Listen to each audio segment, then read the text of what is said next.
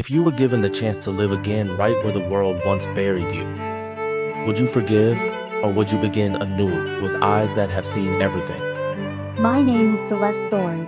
In a past life, I was nothing but a shadow faded, stepped on, and erased from existence as if I'd never been here at all.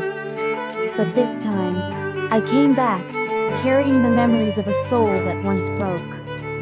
In the cold, echoing halls of Westbrook Heights, place that was once my hell, I will uncover every secret, one step at a time. The fake smiles, the carefully hidden lies, they'll have nowhere left to hide. This isn't just a story of revenge.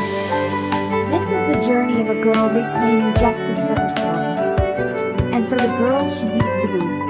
My name is Celeste Thorne, and this is the first time, across both of my lives, that I stood on the podium, without lowering my head. 40 pairs of eyes turned toward me. The rows of seats below were stiflingly silent. Even a fly buzzing on the window pane seemed unbearably loud in that silence. I clenched the stack of papers in my hand, my fingers trembling slightly beneath the white uniform sleeves. Sweat trickled down my spine. But this time, I didn't look away. At the very back of the classroom, by the window seat where Celeste Thorne used to sit, that is me, in my previous life, was still empty. I didn't look at it. Today was the opening presentation for the new school year at Westbrook High. We got to choose our own topics. Our homeroom teacher asked us to share something we could never forget. And I had more than one of those. I once had a sister, I began, my voice low but steady. She looked a lot like me. Same hair, same eyes. But no one ever really saw her. Even though she was here, in this classroom for 3 whole years. Murmurs broke out. A few students turned to glance at each other. I didn't care. I looked straight at Aiden Carter, sitting in the third row, reclining irritably in his chair. He froze. She was worried. I continued. Right here in this room. At Westbrook, of course, they were supposed to protect the vulnerable. But no one spoke up. My gaze saved a crystal clean flawless hair, perfectly curled brown hair, her eyes delicious. I didn't need to raise my voice. I only needed them to remember. She was shoved into the locker room, had water dumped on her head, her homework torn to shreds. It all happened behind closed doors, and everyone had a reason to forget. A wave of silence swept across the room. I could feel Daisy Yu shifting uncomfortably in her seat, her hand gripping her bag strap tightly.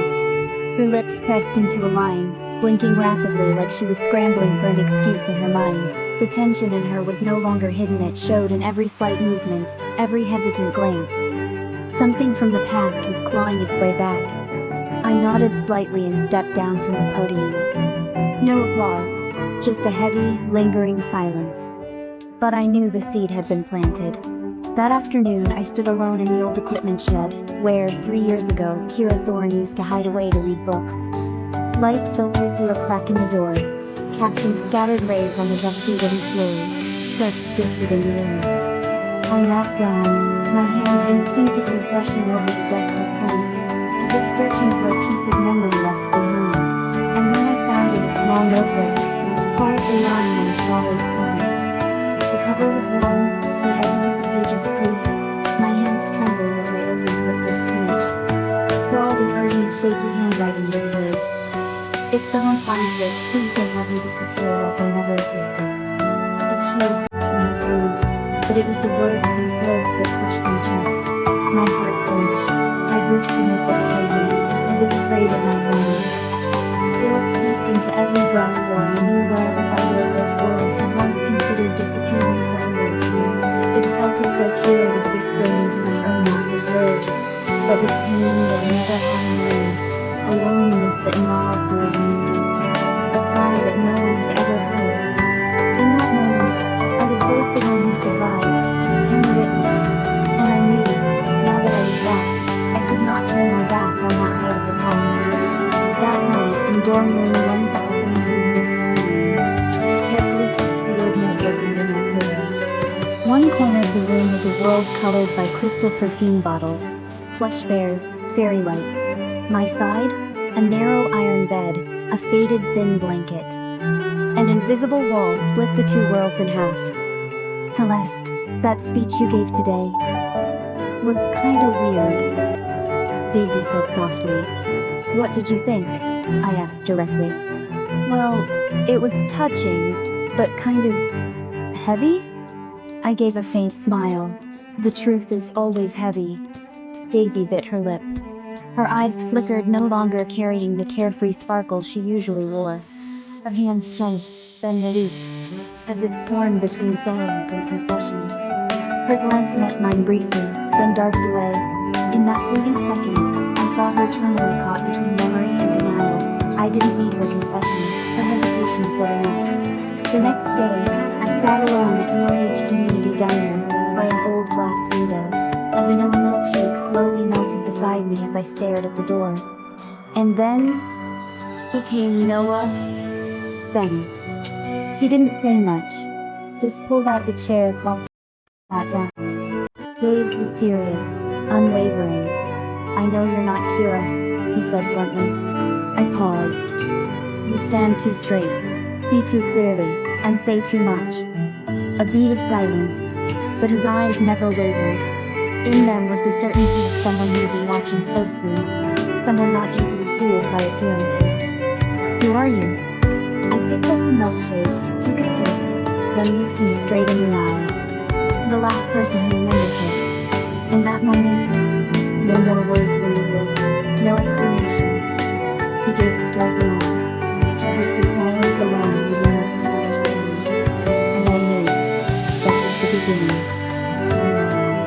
That night, under the moonlight shining down on Maple Hill Village, I stood there alone. My hand gripped the cold iron wind.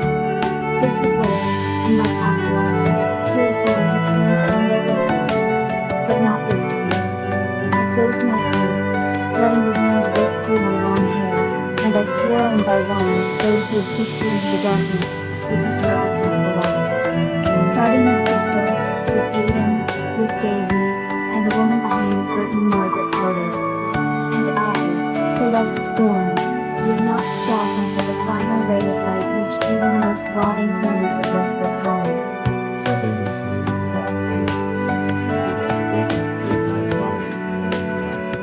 Celeste has returned not as the fragile girl once crushed beneath cruel words and indifferent stares, but as someone reborn with eyes wide open. Yet the ones who pushed her into the dark are still here, still thriving behind polished smiles and hollow praise from a world too blind to see.